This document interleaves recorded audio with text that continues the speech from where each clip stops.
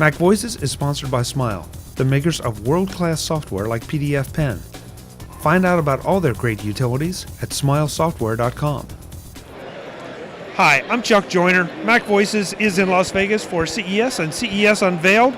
I'm in the BitDefender booth talking to Dan about BitDefender, a way to make your home network a little more secure, or maybe a lot more secure. Dan, you tell me. Hopefully all of it, like completely, yeah. I want it completely. Yeah, absolutely. That's the plan. So if you look around us, like everybody's literally bringing something new for our smart connected home that we never think about really, how vulnerable and with all these new devices it gets, right? We normally think of security and think, oh yeah, our PC, our Mac, or this and that, right?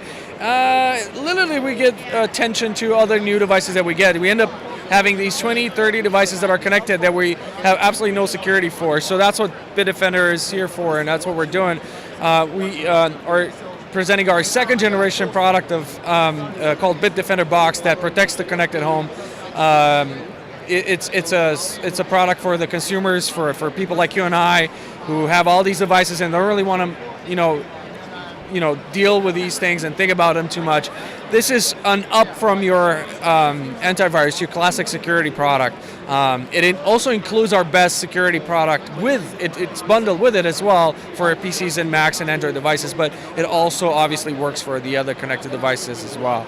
To give you a little insight on how it works, because that's probably a fair question, think of it as a sandwich of technologies that interface with your devices depending on what they are. So if it's your PCs, it does things in a certain way. It looks for traffic that's specific, that's malicious, to be able to block these attacks. Or if you're talking about a unsuspecting baby monitor, then these devices are basically Linux computers that are always online, right? So there's bad guys are trying to get into these devices for different reasons, usually for nefarious purposes like making them part of botnets that attack other systems, or for harvesting information, not necessarily to see what you're doing in your house. They don't really care for that. That's not profitable for them, right? But then attacking devices like this, it changes the patterns and behaviors of these devices. So that's when BitDefender Box would pick those up. It would alert you that that's something is going on. Will block that attack, and it will give you a result on that response. Okay, so it's not a firewall. It's more a monitoring solution.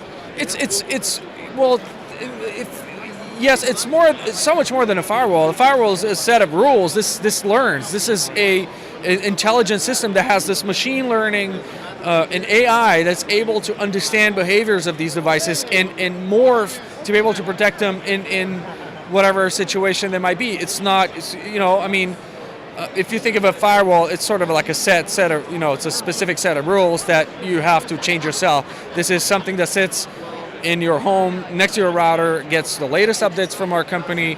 So for firmware updates, as for intel on threats as well.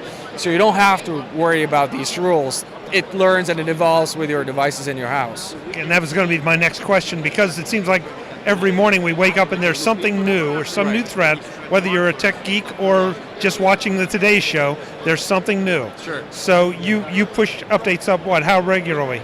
Oh yeah, this is continuously online. So as long as this is connected, and it's how you get your attacks as well. So as long as this is online, you're getting the latest of our intelligence. And to put it into perspective, our technology protects over 500 million computers across the world through our products or our partners. So all that knowledge, all that intelligence is also available right away to our consumers that use Box as well. So that's kind of a significant amount of information for it.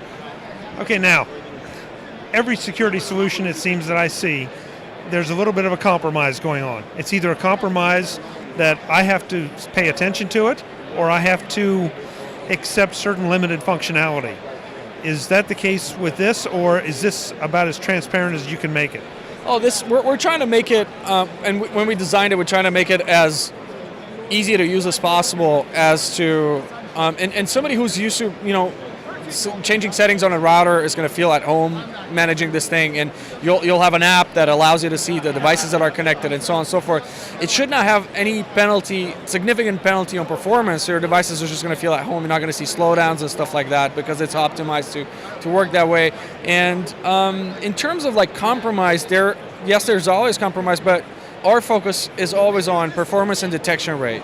We always get these awards for independent reviews on both our capability to detect threats and block threats, and our performance, or actually lack of impact on performance, because that's what people care about. Is it going to catch, this malware or this virus, or is it going to block this attack, or all the attacks for that matter, or is it going to slow down my machines? That's what people care about. Right.